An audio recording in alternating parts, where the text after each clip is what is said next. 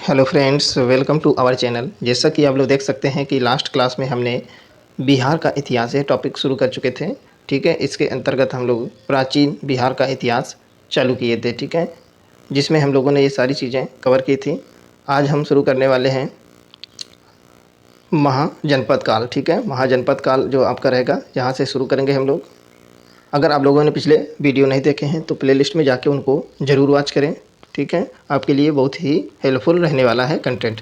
Okay, ताकि आप लोग देख सकते हैं कि यह पूरी विषय सूची रहने वाली है जो हम पूरा कवर कराएंगे। ठीक है, जिसमें सामान्य परिचय हो चुका है। बिहार, प्राचीन बिहार में हम लोग इंटर कर चुके हैं। इसी क्रम में बिहार का भूगोल, बिहार की अर्थव्यवस्था, बिहार में पर्यटन, बिहार की राज व्यवस्था, बिहार में कला एवं संस्कृति, यह सारे टॉपिक आपको कवर कराए जाएंगे। बीपीएससी प्रश्नावली यानी बीपीएससी द्वारा पूछे गए प्रीवियस ईयर एग्जाम के क्वेश्चन ऑलरेडी हम करा चुके हैं, तो आप लोग ज़रूर जाके उनको प्लेलिस्ट में जाके ज़रूर वॉच करें। ठीक है, शुरू करते हैं आज की क्लास। महाजनपद काल। देखिए, इसका पहला पॉइंट क्या है। 6ठी शताब्दी ईसा पूर्व में अंगुत्तर निकाय एवं भगवती सूत्र से 16 महाजनपदों की जानकारी मिलती है। नेक्स्ट पॉइंट क्या हो जाएगा। 16 महाजनपद में 3 महाजनपद का विस्तार क्षेत्र बिहार में था। ठीक है, नेक्स्ट पॉइंट हो जाएगा वज्जी अथवा लिच्छवी। ठीक है, वज्जी अथवा लिच्छवी का वैशाली और मुजफ्फरपुर क्षेत्र था। मगध का क्षेत्र जो था पटना, गया और नालंदा क्षेत्र था। ठीक है, मगध के अंतर्गत पटना, गया और नालंदा क्षेत्र आते थे। जो अंग महाजनपद था, अंग जो था स्थान, तो उसके अंतर्गत भागलपुर, मुंगेर क्षेत्र आते थे। ठीक है, तो सबसे बड़ा जो क्षेत्र था वो मगध का था। मगध सबसे बड़ा साम्राज्य था उस समय, महाजनपद था सबसे बड़ा।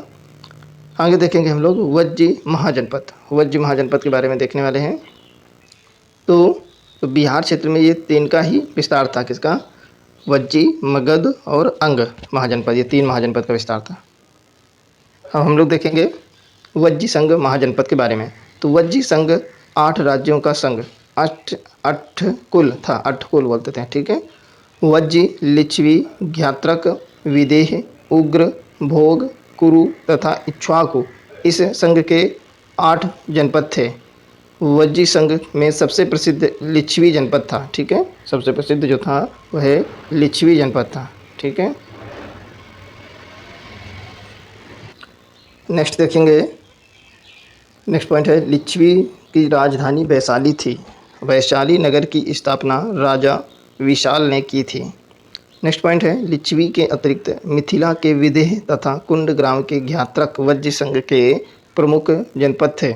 ठीक है, नेक्स्ट पॉइंट हो जाएगा वज्जी संघ अथवा लिच्छवी को विश्व के प्रथम गणतंत्र की संज्ञा दी जाती है। ठीक है, नेक्स्ट देखेंगे मगध महाजनपद। मगध महाजनपद में जो है पहला पॉइंट हो जाएगा मगध राजनीतिक, आर्थिक एवं भौगोलिक कारण से सभी महाजनपदों में सबसे अधिक शक्तिशाली था। ठीक है, नेक्स्ट पॉइंट हो जाएगा मगध की प्रारंभिक राजधानी गिरिविरज या राजगृह थी। यह 5 पहाड़ियों से घिरा नगर था। नेक्स्ट पॉइंट हो जाएगा मगध का विस्तार मुख्यतः पटना से गया क्षेत्र में था। नेक्स्ट पॉइंट हो जाएगा, देखिए मगध एवं अंग महाजनपद का वर्णन सर्वप्रथम अथर्ववेद में मिलता है। ठीक है, देखिए फ्रेंड्स, अगर आप लोग चैनल पे अभी नए हैं तो चैनल को ज़रूर सब्सक्राइब कर लें, वीडियो लास्ट तक ज़रूर देखा करें, आपके लिए बहुत ही हेल्पफुल रहेगा। ये बिहार स्पेशल का कंटेंट पूरी तरीके से कवर कराया जाएगा और भी बेहतरीन कंटेंट पड़ा हुआ है। सफलता सीरीज नाम से बहुत ही बेहतरीन प्लेलिस्ट पड़ी हुई है। ठीक है, तो आपके लिए बहुत ही हेल्पफुल रहेगी। जो लोग बिहार से रिलेटेड हैं उनके लिए जो सफलता सीरीज जीके जीएस की प्लेलिस्ट पड़ी है बहुत ही रामबार साबित होगी। ठीक है, तो आप लोग ज़रूर जाके देखें। इसके अतिरिक्त हमने यूपी पुलिस की भी सीरीज शुरू कर दी है, तो जो लोग भी यूपी पुलिस भी देना चाहते हैं तो वो लोग भी यूपी पुलिस की श्रृंखला देख सकते हैं। उसमें सामान्य अध्ययन और हिंदी के PYQ कराए जा रहे हैं। ठीक है, प्रीवियस ईयर क्वेश्चन बहुत ही बेहतरीन तरीके से कराए जाएंगे आपको, तो इस चैनल से जुड़े रहें, आपको निश्चित ही सफलता मिलेगी। ठीक है, इस चैनल में आपको बिना टाइम वेस्ट किए आपको बहुत ही हेल्प की जाती है। ठीक है, तो चलिए देखते हैं नेक्स्ट पॉइंट क्या हो जाएगा। अंग महाजनपद, जो तीसरा महाजनपद है अंग महाजनपद है। तो अंग महाजनपद का विस्तार भागलपुर एवं मुंगेर के क्षेत्र में था। नेक्स्ट पॉइंट हो जाएगा अंग महाजनपद की राजधानी चंपा थी। नेक्स्ट पॉइंट हो जाएगा अंग के अंतिम शासक ब्रह्मदत्त को हराकर मगध शासक बिंबिसार ने अंग को मगध में मिला लिया था। ठीक है, चलिए, मगध का उत्कर्ष एवं उसके राजवंश जो उस समय था, तो मगध सबसे शक्तिशाली राज्य था। ठीक है, और इसका जो सबसे शक्तिशाली राजा था वो घनानंद था। तो इसके बारे में हम लोग थोड़ा देखेंगे। क्या रहेगा, फर्स्ट पॉइंट देखिए क्या है। मगध की स्थापना बृहदत्त ने की थी। बृहदत्त का पुत्र जरासंध इस वंश का सबसे प्रसिद्ध शासक था। ठीक है, जो सबसे प्रसिद्ध शासक था वो जरासंध था। नेक्स्ट हो जाएगा, जरासंध को भीम ने द्वंद्व युद्ध में पराजित कर उसका वध किया था। इसका वर्णन महाभारत में मिलता है। ठीक है, नेक्स्ट देखिए, मगध की प्रारंभिक राजधानी राजगृह 5 पहाड़ियों से घिरा एक सुरक्षित क्षेत्र था। ठीक है, नेक्स्ट देखिए, मगध उर्वर भूमि, नदियों की उपलब्धता, खनिज एवं वन संसाधन की उपलब्धता के कारण आर्थिक रूप से संपन्न क्षेत्र था। ठीक है, नेक्स्ट पॉइंट देखिए क्या हो जाएगा। बृहदत्त वंश का अंतिम शासक रिपुंजय था। ठीक है, नेक्स्ट देखिए क्या हो जाएगा। हर्यक वंश, हर्यक वंश जो था 544 ईसा पूर्व से लेके 412 ईसा पूर्व के बीच में हर्यक वंश चला। ठीक है, देखिए फर्स्ट पॉइंट क्या हो जाएगा। हर्यक वंश की स्थापना बिंबिसार ने 544 ईसा पूर्व में की थी। बिंबिसार को मगध का वास्तविक संस्थापक माना जाता है। नेक्स्ट पॉइंट हो जाएगा, बिंबिसार ने विवाह नीति द्वारा साम्राज्य विस्तार को प्रश्रय दिया। उसकी पहली पत्नी कौशल देवी कौशल की राजकुमारी थी। इस विवाह से उसे दहेज में काशी का क्षेत्र प्राप्त हुआ था। नेक्स्ट पॉइंट हो जाएगा, उसकी दूसरी पत्नी चेल्हना या चेलना थी। चेल्हना लिच्छवी के राजा चेटक की पुत्री थी। ठीक है, नेक्स्ट पॉइंट देखेंगे, उसकी पत्नी क्षेमा पंजाब के मद्र की राजकुमारी थी। ठीक है, नेक्स्ट पॉइंट हो जाएगा, बिंबिसार ने अवंती के शासक चंद्र प्रद्योत के साथ मैत्री संबंध बनाया था। नेक्स्ट पॉइंट हो जाएगा, बिंबिसार ने चंद्र प्रद्योत के उपचार के लिए अपने राजवैद्य जीवक को भेजा था। ठीक है, नेक्स्ट पॉइंट हो जाएगा, बिंबिसार की हत्या 492 ईसा पूर्व में उसी के पुत्र अजातशत्रु ने कर दी थी। ठीक है, तो बिंबिसार की हत्या तो बिंबिसार के पुत्र ने ही कर दी थी। कौन था उनका पुत्र, तो अजातशत्रु था। ठीक है, अब देखिए नेक्स्ट पॉइंट हो जाएगा, अजातशत्रु जो था 492 ईसा पूर्व से 460 ईसा पूर्व तक इसने शासन किया। ठीक है, तो देखिए अजातशत्रु बिंबिसार के बाद हर्यक वंश का शासक बना।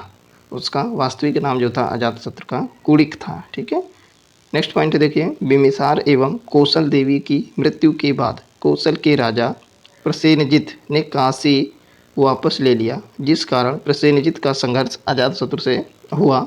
अंततः अजातशत्रु ने प्रसेनजित को पराजित कर काशी पर अधिकार कर लिया। ठीक है, नेक्स्ट पॉइंट देखेंगे हम लोग, बाद में अजातशत्रु का विवाह प्रसेनजित की पुत्री वाजिरा से हो गया। देखिए नेक्स्ट पॉइंट क्या हो जाएगा, अजातशत्रु ने वज्जी संघ एवं मल्लों को पराजित किया। अगला पॉइंट है, अजातशत्रु प्रारंभ में जैन धर्म को मानता था, बाद में उसने बौद्ध धर्म को अपना लिया था। ठीक है, नेक्स्ट पॉइंट हो जाएगा, अजातशत्रु ने 483 ईसा पूर्व में राजगृह की सप्तपर्णी गुफा में प्रथम बौद्ध संगीति का आयोजन करवाया था। ठीक है, तो प्रथम बौद्ध संगीत किसने करवाया था, अजातशत्रु ने करवाया था। ठीक है, चलिए नेक्स्ट हो जाएगा, सिंघल अनुश्रुति के अनुसार 460 ईसा पूर्व में उदयन ने अपने पिता अजातशत्रु की हत्या कर दी थी। ठीक है, देखिए अजातशत्रु ने अपने पिता बिंबिसार की हत्या की और अजातशत्रु की हत्या इसके पुत्र उदयन ने की, यानी कि ये पिता की ही मृत्यु करके लगातार बन रहे हैं। ठीक है, उदयन ने अपने पिता अजातशत्रु की हत्या की और अजातशत्रु ने अपने पिता बिंबिसार की हत्या की थी। नेक्स्ट देखिए, नेक्स्ट पॉइंट क्या हो जाएगा, उदयन या उदयन, इसके कुछ दो नाम बोलते हैं, उदयन भी बोलते हैं, कहीं उदयन भी बोलते हैं। ठीक है, ने अपनी राजधानी राजगृह से पाटलिपुत्र, ठीक है, पाटलिपुत्र जो है तो गंगा, सोन एवं गंडक के संगम तट पर, ठीक है, स्थानांतरित किया। ठीक है, आगे देखिए,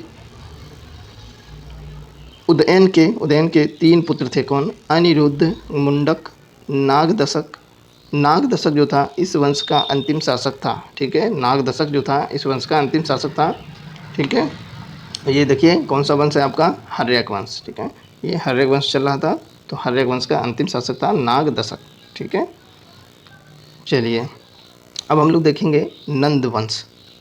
नंद वंश देखेंगे। ठीक है, नंद वंश जो हो जाएगा 344 से 321 ईसा पूर्व के बीच में। देखिए पहला पॉइंट क्या है, महापद्मनंद ने 344 ईसा पूर्व में शिशुनाग वंश को समाप्त कर नंद वंश की स्थापना की थी। नेक्स्ट पॉइंट है, महापद्मनंद ने एक राट अथवा एक छत्र की उपाधि धारण की। नेक्स्ट हो जाएगा, पाली ग्रंथों में महापद्मनंद को उग्रसेन कहा गया है। नेक्स्ट पॉइंट हो जाएगा, पुराणों में उसे परशुराम का दूसरा अवतार बताया गया है।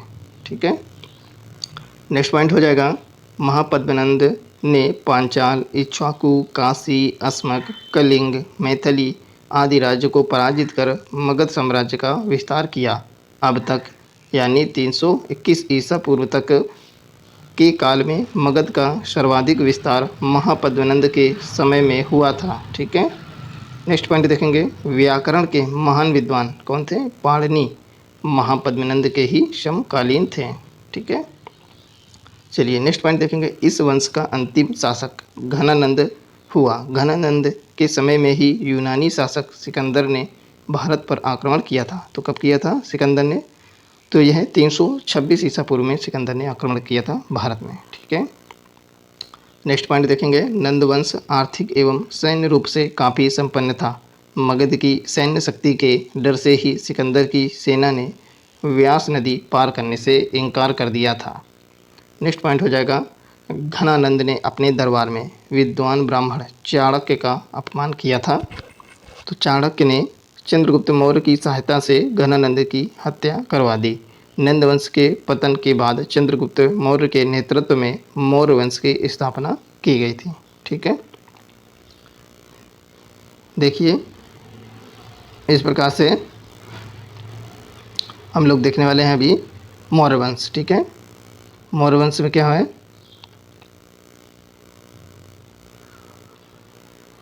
देखिए फ्रेंड्स मौर्य वंश के बारे में हम लोग देखेंगे, जो कि 321 से 184 ईसा पूर्व के बीच में मौर्य वंश चला। ठीक है,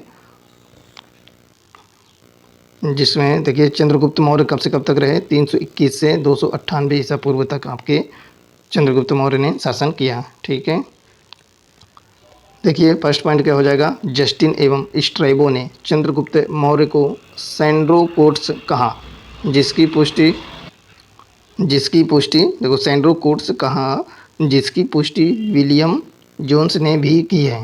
प्लूटार्क एवं एरियन ने चंद्रगुप्त मौर्य को एंड्रोकोट्स के रूप में चिन्हित किया है। ठीक है, नेक्स्ट पॉइंट हो जाएगा, चंद्रगुप्त मौर्य के गुरु कौन थे, चाणक्य, जिनको कौटिल्य के नाम से भी जानते थे। उन्हीं की सहायता से चंद्रगुप्त ने 321 ईसा पूर्व में मौर्य वंश की स्थापना की थी। तो मौर्य वंश की स्थापना चंद्रगुप्त मौर्य ने की थी चाणक्य की सहायता से। ठीक है,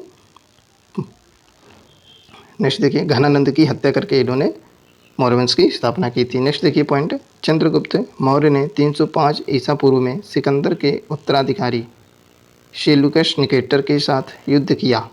युद्ध पश्चात हुई संधि ने चंद्रगुप्त को काबुल, कांधार, मकरात एवं हेरात का क्षेत्र प्राप्त हुआ। ठीक है, चंद्रगुप्त को यह 4 क्षेत्र प्राप्त हुए। बदले में चंद्रगुप्त ने सेल्यूकस को 500 हाथी उपहार में दिए थे। ठीक है, देखिए नेक्स्ट पॉइंट क्या हो जाएगा आपका, युद्ध पश्चात चंद्रगुप्त मौर्य का विवाह यूनानी राजकुमारी हेलेन कार्नेलिया सेल्यूकस की जो कि पुत्री थी से हुआ था। ठीक है, हेलेन जो थी वो सेल्यूकस निकेटर की पुत्री थी, उसी के साथ विवाह हुआ था। नेक्स्ट देखिए पॉइंट क्या हो जाएगा, सेल्यूकस ने चंद्रगुप्त मौर्य के साथ के दरबार में राजदूत मेगस्थनीज को भेजा। मेगस्थनीज ने इंडिका की रचना की थी। ठीक है, जो मेगस्थनीज से इन्होंने इंडिका की रचना की थी।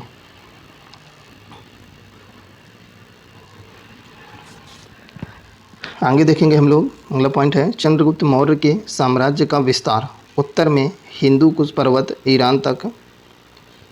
ठीक है, उत्तर में हिंदू कुश पर्वत ईरान तक था, दक्षिण में कर्नाटक तक, तथा पश्चिम में सौराष्ट्र तक विस्तृत था। नेक्स्ट पॉइंट हो जाएगा, देखिए चंद्रगुप्त मौर्य के अंतिम वर्षों में मगध में 12 वर्षों का भीषण अकाल पड़ा। नेक्स्ट देखिए क्या है, चंद्रगुप्त मौर्य अपनी राजगद्दी त्याग कर श्रावण बेलगोला यानी कर्नाटक में चंद्रगिरी पर्वत पर तपस्या करने चला गया। चंद्रगुप्त मौर्य जैन धर्म को मानता था। 298 ईसा पूर्व में उसने जैन उपवास पद्धति संलेखना द्वारा अपने प्राण त्याग दिए। तो जैन उपवास पद्धति क्या होती है? संलेखना। तो इसी विधि का उपयोग करके इन्होंने अपने प्राण त्याग दिए। ठीक है फ्रेंड्स, अब हम नेक्स्ट क्लास में बिंदुसार के बारे में हम लोग जानेंगे, जो कि बिहार से रिलेटेड रहते हैं ये सब टॉपिक्स हैं। ठीक है, देखिए अगर आपको कंटेंट पसंद आता है तो ज़्यादा से ज़्यादा वीडियो को लाइक करें, शेयर करें। चैनल पे नए हैं तो चैनल को ज़रूर सब्सक्राइब करें। इससे क्या होता है, हमें नए नए वीडियो बनाने के लिए मोटिवेशन मिलता है। ठीक है, बहुत ही महत्वपूर्ण कंटेंट ऑलरेडी पड़ा हुआ है, तो आप लोग प्ले लिस्ट में जाके उसको ज़रूर वॉच करें। तो चलिए ठीक है, मिलते हैं नेक्स्ट क्लास में। ओके।